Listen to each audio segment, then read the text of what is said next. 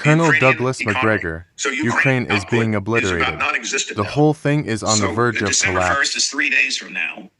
There's already snow on the ground in the northern parts of Ukraine. Where do you see this going in the next 4, 5, 6 weeks, say between now and the first of the year? Well, the experts on these matters, and I'm not one of them, that know something about the weather and about the terrain in Ukraine. I've seen some of Ukraine, but not all of it. And the Ukrainian black earth topsoil varies from 4 to 12 to 15 feet deep. It depends on where you are. That's why it's such a productive region. You have to freeze that, because if it's not thoroughly frozen, you sink like a rock, whether you're in a truck or you're in a tank. It doesn't make any difference. It's not frozen yet. It's only just now dropped below freezing on a permanent basis. Up till this point, we've had freezing at night, but during the daytime, it's gone back up into the 40s or even 50 degrees. It has to drop below freezing and stay that way for at least 2 weeks. So if it's now below freezing and it stays that way, you can do the math. You're looking for something happening no earlier than the 10th, probably no later than the 19th of December. And you're talking about concentrations of Russian troops all the way around the country. We've accounted now formally by look. These are the people that sit in front of your monitors that control satellites. And the intelligence community says that it's accounted for 540,000 Russian troops. Okay? And of that 540,000, we're talking about 5,000 armored fighting vehicles, of which at least 1,500 are tanks. Probably another 1,000 self-propelled artillery, the rest infantry fighting vehicles. 1,000 rockets, missiles, tactical ballistic missiles, your so-called drones, unmanned attack systems, 1,000 of those systems. That doesn't even begin to address the hundreds of fixed-wing aircraft, hundreds of helicopters. The helicopters will move troops, obviously. There will be some ground support. Hundreds of fixed-wing aircraft operating as close air support, and also bombers now. We've begun to see the use of bombers, which is something we've done for years. They're now beginning to do it, and they all have precision munitions, which you aim at. What you've just described must be understood and known by President Zelensky, by Ukrainian intelligence, by American intelligence, by the State Department, by the Pentagon, and by the White House. Yes. And what are they going to do about it? Well, what they're trying to do is they're trying to ship more equipment to the Ukrainians. The problem is the Ukrainian casualties have been horrendous, particularly over the last few months. There was an article today in the Euro News. I'm told there's another one in the New York Times describing the very, very heavy casualties. Of course, the big lie that is always told to accompany the bad news is, well, the Russians have taken heavy casualties too. Nonsense. The Russians have not.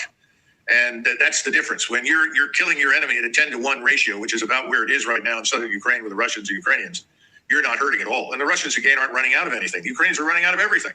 Ammunition, spare parts, fuel, you name it. Their soldiers, most of the best troops are dead or wounded. And the people that they're shoving forward in the defensive positions are untrained reservists. They say, well, we sent 10,000 more troops to England for 3 weeks.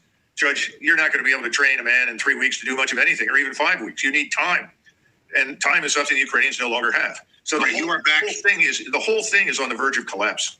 Let's pretend you are back in the Pentagon as you were for a portion of the Trump administration. And Secretary Austin, along with Secretary Blinken, knock on your door. Colonel, what's your advice? What would you tell them? Get the hell out? I would show them the map and show them the identified concentrations of Russian forces, along with a list of the capabilities, which are impressive in terms of firepower and maneuver.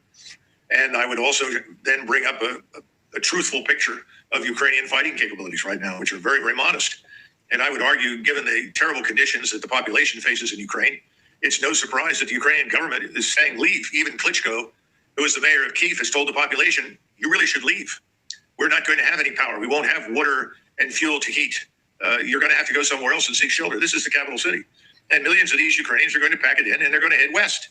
So you're going to have another gigantic mass casualty event, if you will, on Europe's doorstep, with millions of refugees pouring into Poland, Slovakia, Hungary, Romania. And obviously, in many cases, these frontline states will simply herd them further west into other countries because they can't take it anymore. Back to my hypothetical door knocking. What can the American government say to President Zelensky to get him to the negotiating table? You're not getting anything else from us? First of all, Zelensky will do what you tell him. So if you tell Zelensky that the game is up, it's time to come to terms with reality. This is an injustice, a monstrous injustice to the Ukrainian people to fight on at this point. We'll have to accept the fact that a negotiation is necessary. We're going to have to accept that concessions will be made, including territorial concessions. And if you do that, the Ukrainians will go along with it. They won't like it, but they'll go along with it. Now, there is a theory that Zelensky, if he goes along with something like this, will be killed by the radical nationalists. Well, I suppose that's possible. I can't prove that. I don't know.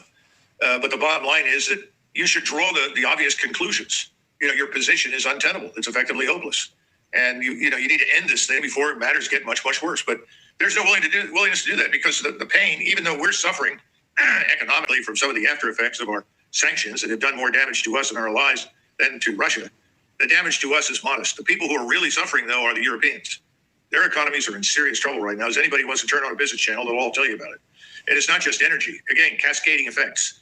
There are huge problems across the economic production spectrum, if you will. So it makes sense to end this and accept the fact that you lost.